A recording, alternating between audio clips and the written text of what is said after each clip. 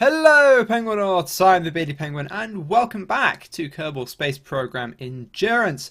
Last episode we landed safely on the surface of Guardian with the Griffin 2. However, we soon found ourselves with quite a bit of fuel remaining. So what we're doing is a little suborbital hop over to a nearby biome, thereby getting ourselves 2 biomes for the price of 1 mission and double the science rewards. Just a quick heads up though, the so-called glitch I talk about is actually an option on Science Here and Now that I accidentally clicked. The reason why we're not getting the reports and had to review them, yeah, it was my own fault. Looks like dog poo, but has a soft and crispy texture.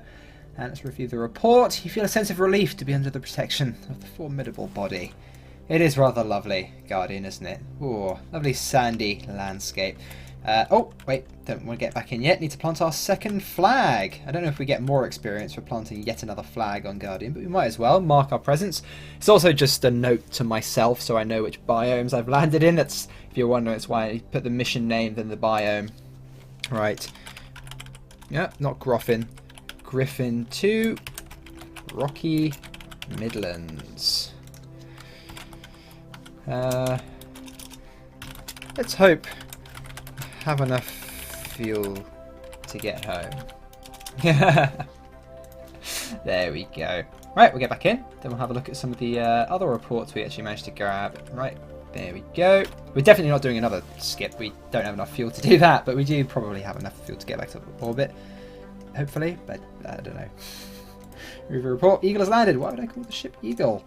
Let's review the materials bay. Contents start to surround the antimatter sample, guarding it from something. I wasn't aware we had antimatter, but alright. The gauge blew apart under direct sunlight, and Guardian tries so hard to have an atmosphere. Oh, poor Guardian. Review data. Goo floats out of the container as soon as it's open. So that's what low gravity does. There we go. Right, now all we have to do is rendezvous with the spacecraft. Griffin 2. We're at a much higher latitude than we were before, so it's going to be a little bit more costly, but should be fine, probably. So we pack up all our science experiments and we lift off the surface of Guardian, heading back on up into orbit.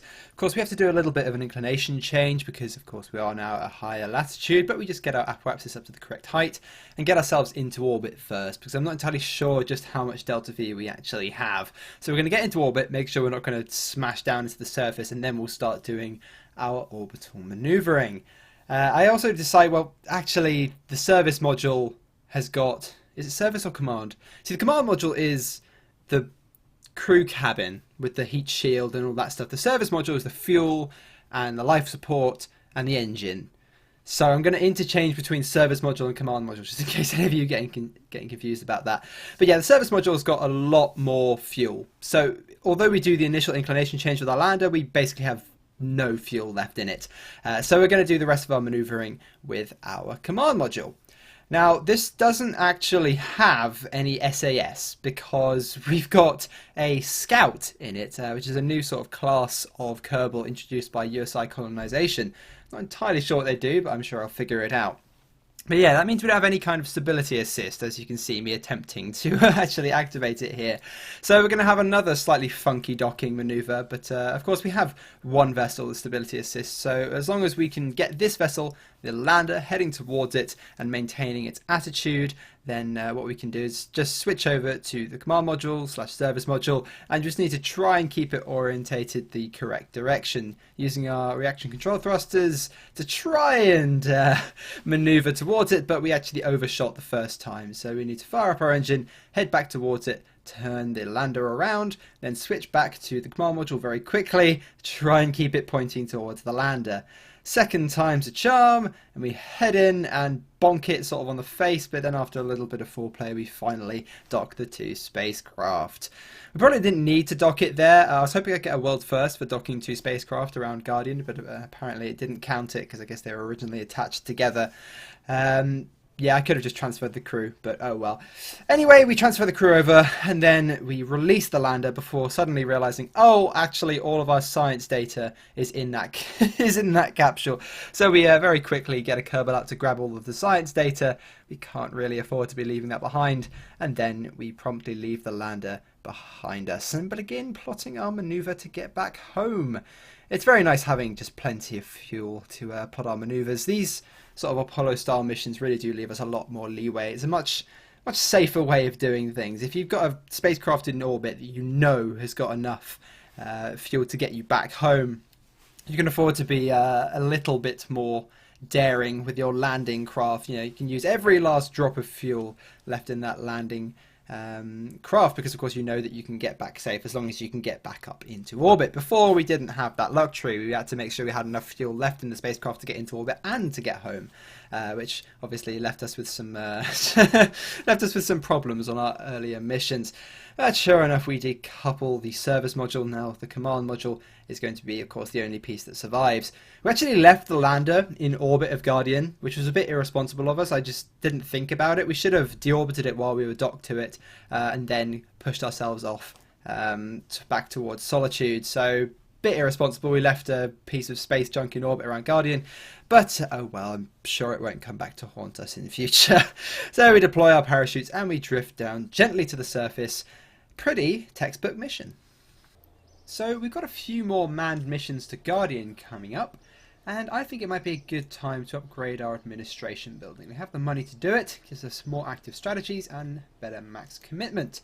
So we're going to upgrade it. What would a third upgrade do? That'd be 100% and 4 strat. Okay, cool. Anyway, let's go in here and let's have a look at some of the strategies that we can grab and see if any of them appeal to us. Astronaut training program. We're not hiring new astronauts. We're pretty much going to rescue all of our astronauts, so not that one. To boldly go might be worth doing. Plus 25,000 funds when science is transmitted or recovered from new biomes. 100,000 funds when science is transmitted or recovered from new celestial bodies. Okay. We haven't even sent anything to orbit around the sun yet, so this would certainly be worth grabbing, I think. We're going to have 2 strategies active. It said 3, but apparently we can only have 2 with Strategia. That's fine. Massive scale launches. We trip with a vessel of at least 20 tons. Or, oh hello, get quite a lot of money for launching big things. But I don't think we are launching anything of 75 tons into orbit. I'm not entirely sure how large. I need to check how large, yeah, at least how massive the upper stages of the Griffin rocket actually is. Probe frenzy? We're not really doing many probes at the moment. Contract slot machine removes reputation loss on contract decline, modifies contract rewards. We're not desperate for contracts right now. Probably get that after we finished our missions to Guardian. We're looking for some more exciting things. Media circus, I don't really care too much about reputation. And local science, yeah, it doesn't really matter. We've got pretty much all the science from the KSP and Solitude. So I think what we want to grab is definitely to boldly go. Costs us a bit of money to set up. There we go. And then I'm going to quickly check the upper stage of the Griffin. So this is 20 tons and then 75 tons. Okay. Let's have a look at the Griffin, shall we? Because if the upper stage of the Griffin is 20 tons, then it's certainly worth doing. At least getting that strategy now, because then it'll add up over time. Take a sip of coffee. Yum, yum, yum, yum, yum. Right, where's the Griffin 2? There we go. Hello, Griffin 2. How heavy are you? Right, you're 200 tons. But if we remove that, you are 30 tons. So yeah, easily.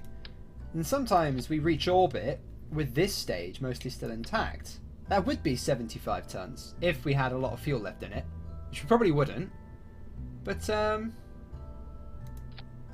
yeah, certainly worth grabbing. We're going to grab that strategy, I think, and then we'll launch Griffin 3. So this rocket's pretty much identical to the Griffin 2, except we've added some probe cores on the command module and on the lander so that we can actually use our stability assist even when we haven't got a pilot. But you've seen this launch already this episode and once before as well. You see there, just getting our 40,000 funds for getting a above 20-ton vehicle into orbit. But yeah, I'm just going to skip most of the launch. We reuse our 2 boosters, which then drift gently down to the surface for us to recover 20,000 funds each. And we, of course, reuse our first stage. I've realized now why we keep losing connection with our relays. It's because those antennas are quite long range when they're used as direct communication, but their relay antenna mode means that their range is actually really, really short. To be honest, you'd have to be so close to them to use them as relays that you will probably have a direct connection to the Space Center anyway. So yeah, we are going to have to replace those relay satellites with some bigger, more powerful ones in future, but it's not really a priority at the moment since our first stages can just land on parachutes alone. Now, of course, doing our Transguardian injection burn using the remainder of that second stage.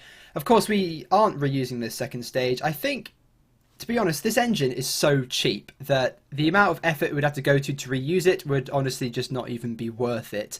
We actually do this docking maneuver quite quickly. I was quite proud of this because, of course, now we have a stability assist. We can hold the lander's attitude, just spin around, activate our RCS, and then head in towards it. But yeah, the engine we're using on the second stage there, it's less powerful than the Skipper, and it's only slightly more efficient in space. However, it's about a quarter of the price. It's only about 4,000 funds. It's so cheap. There's just so little point actually attempting to reuse it, especially considering the fact we use it for our Transguardian injection burn, so it would be on quite a high orbit itself. So we'd have to have a heat shield to protect it coming in, and all the added weight of the heat shield and the parachutes, etc. I just don't think it would be worth it. A lot of similar challenges face SpaceX. They're trying to reuse their second stages at the moment. Well, Elon Musk pledged to. But really, if you crunch the numbers, with a heat shield and parachutes, and well, they probably wouldn't use parachutes, but the extra fuel you'd need and heat shield, etc., whether or not it'd actually be worth it is a big question, because you'd lose so much payload capacity just with all the added measures that you'd need to reuse it. It's debatable as to whether it's actually viable to reuse the second stage of the Falcon 9, but you know, I'm sure we'll see. Perhaps with the Falcon Heavy it would actually be worthwhile because you'd have such a powerful first stage. It might, as I said, be worthwhile to reuse the second stage. Who knows? We'll see. Everyone said that Elon Musk was crazy when he said he was going to start a rocket company, and now he can launch things into orbit cheaper than any other agency. You know, people said he was mad when he said he was going to reuse the first stage, and look at him now. They just reused, what, like 14 in a row? Well, not reused, but they landed 14 in a row in 2017. So, yeah, honestly, if people say he's mad for trying to reuse the second stage, I'm sure he's going to prove everyone wrong once again.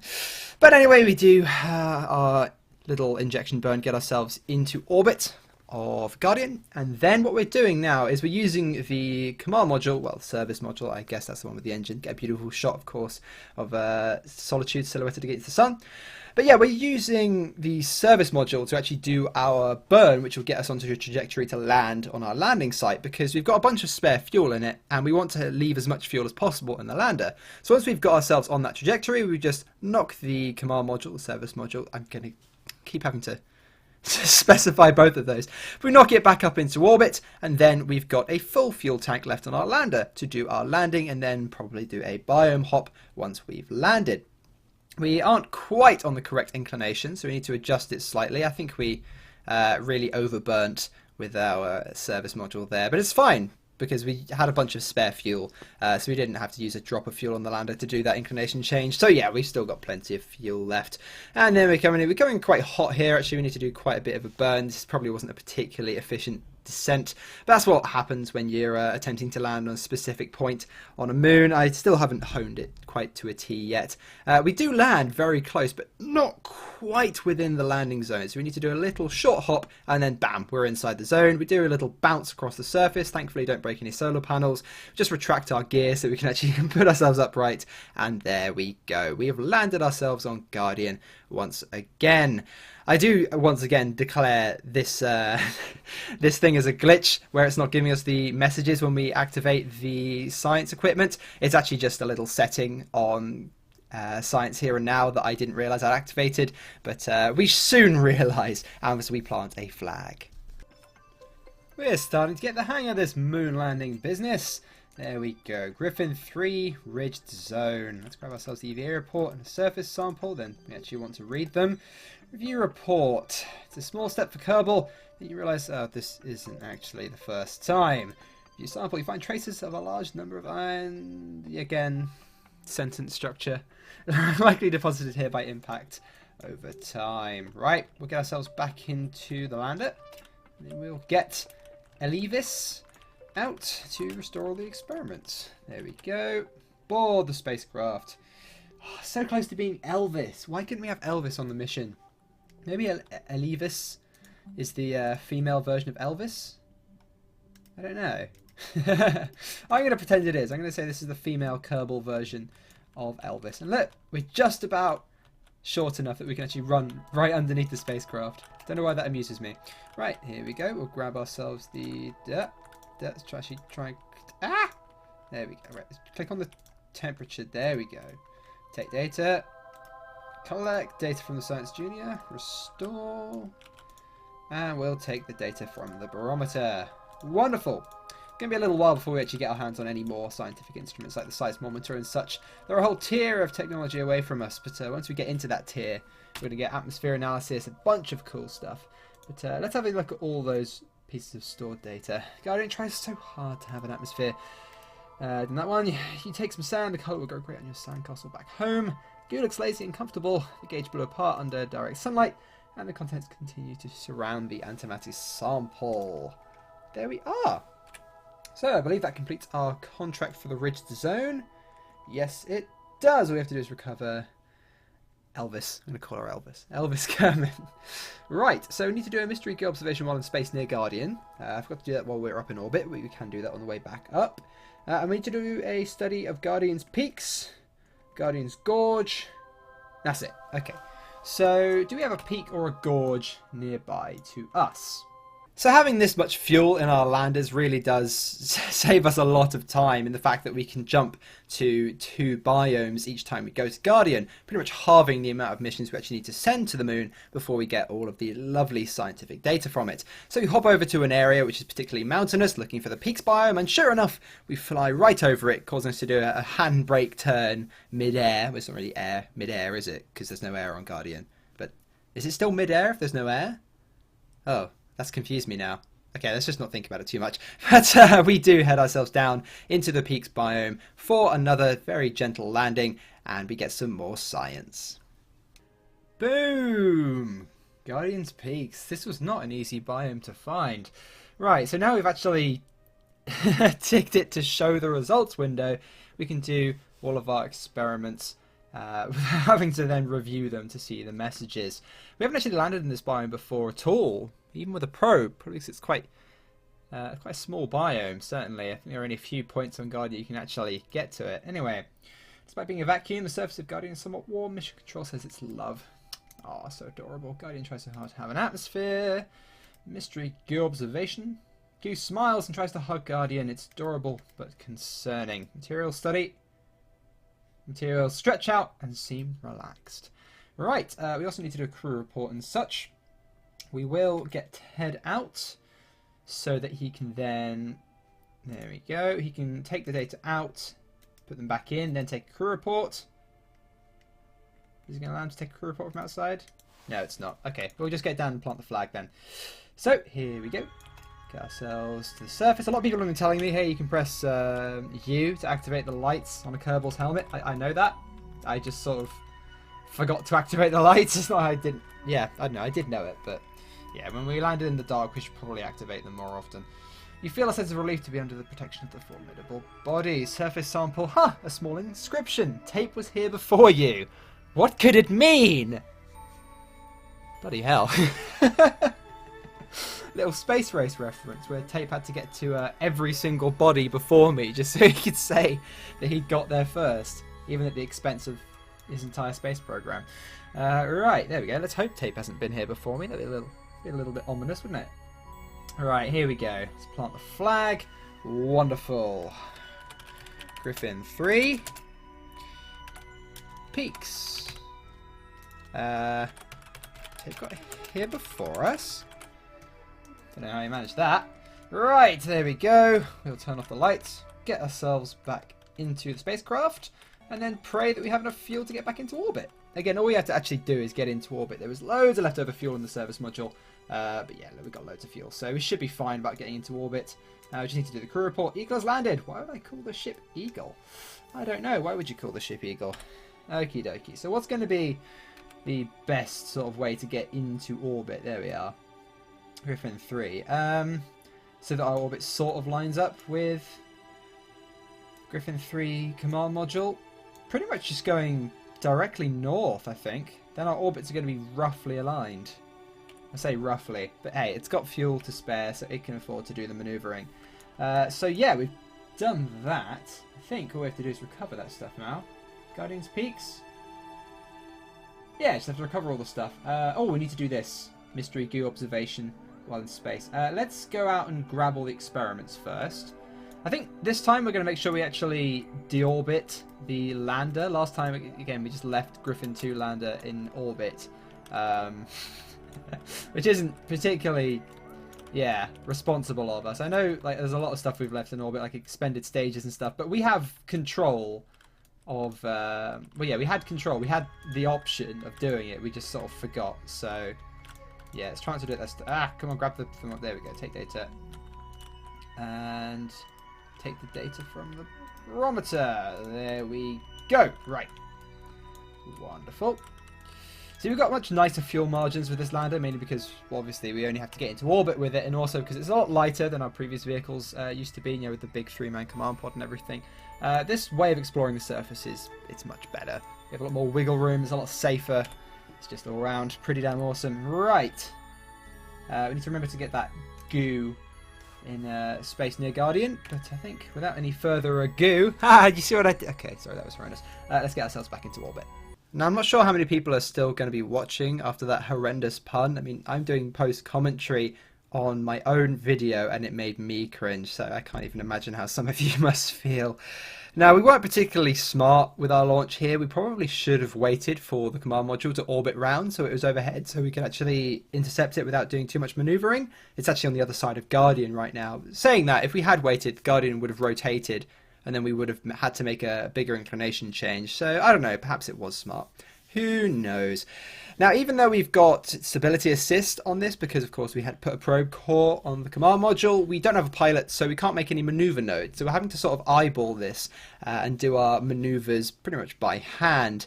But somehow, despite the fact that we're just guessing all of these maneuvers essentially, we somehow managed to get ourselves a very close encounter.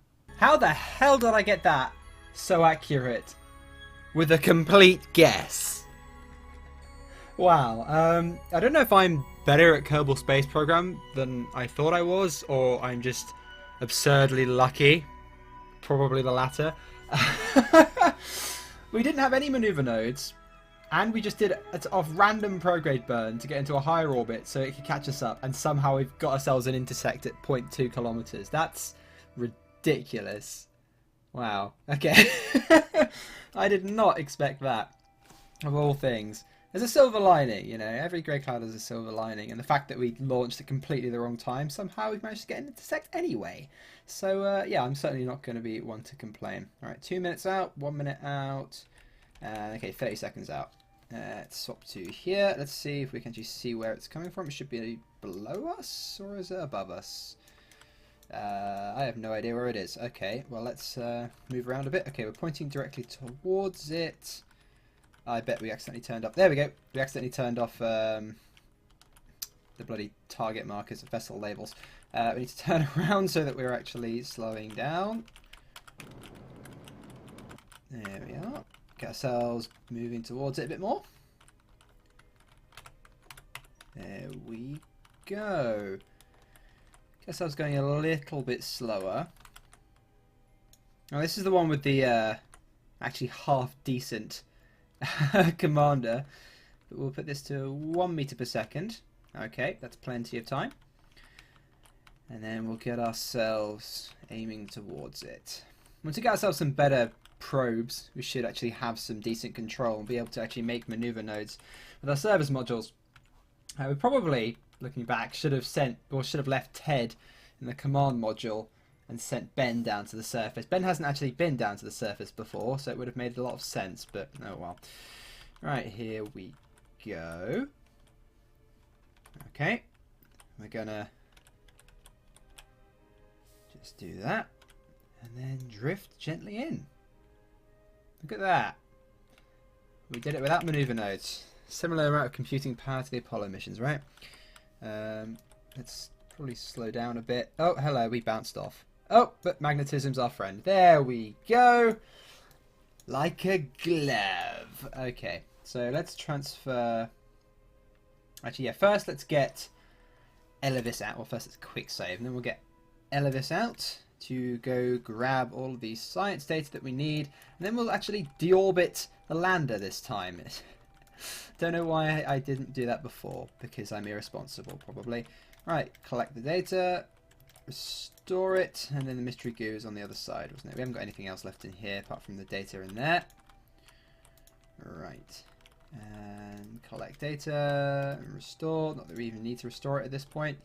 And then we'll take all the data in here, and we'll store the experiments in the command module. Wonderful! Then we'll just get into the command module. Lovely! And boom. Right, we've got one more Kerbal to transfer, which is Ted. Transfer him into the command module, take his rightful place as the mission commander. Then all we have to do is spin this baby around. First of all, let's deactivate this engine. Then we've got a bit of fuel left in it, so it would be a shame not to just quickly transfer that into here. You got fuel, might as well use it. Why can't we do that? What? It's not transferring. It says stop, but it's not actually doing anything. Can we not transfer it? Maybe it's because we're using the small docking port. Oh, probably because we've got the probe body here. Or maybe the small docking port. No, we could do it last time. No, it'll be the probe body, probably. It's not allowing us to transfer fuel. Oh well, that's fine. There was only a tiny amount in there, and we don't need it to get home. I just thought I might as well use it. Okay, what were we doing? We were going to aim retrograde, weren't we? Oh, that's the prograde marker. Here we go. Can we actually put ourselves onto a decent camera view? There we go. Much better. I prefer the free camera view when you're orbiting. Okay. Oh, quick save. And then let's get ourselves on a collision course. There we go. Collision course set. Goodbye, lander. You served us well. Undock the lander. And then we'll boost ourselves back on into orbit. Try not to hit the solar panel against the lander. Try not to hit it in the face with the engine bell either. That would be a bit silly. Let's use the RCS thrusters. We got them. We might as well use them. There we go. Goodbye, lander. Give it a kick in the face for having served us so well. Yep. Aren't we just the loveliest people? Alright, fire the engine. Back up into orbit. And now what we're going to do is plan our maneuver home. Our orbit isn't particularly well aligned with, yeah, a whole deorbit burn. Yeah, no, not at all really, is it? Would that work? Oh, that's very inefficient. No, that wouldn't work at all. If we did it that way.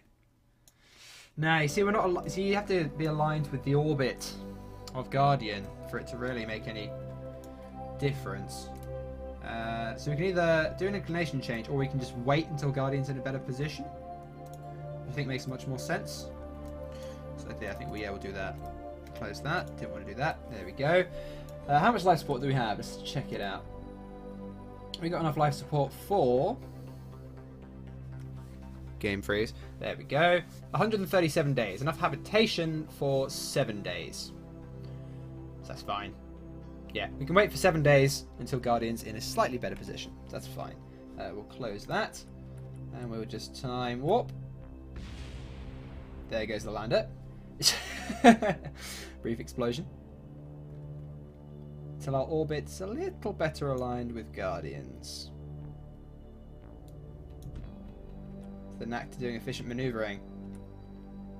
And there we go. That's pretty much aligned as far as I'm concerned. Okie dokie.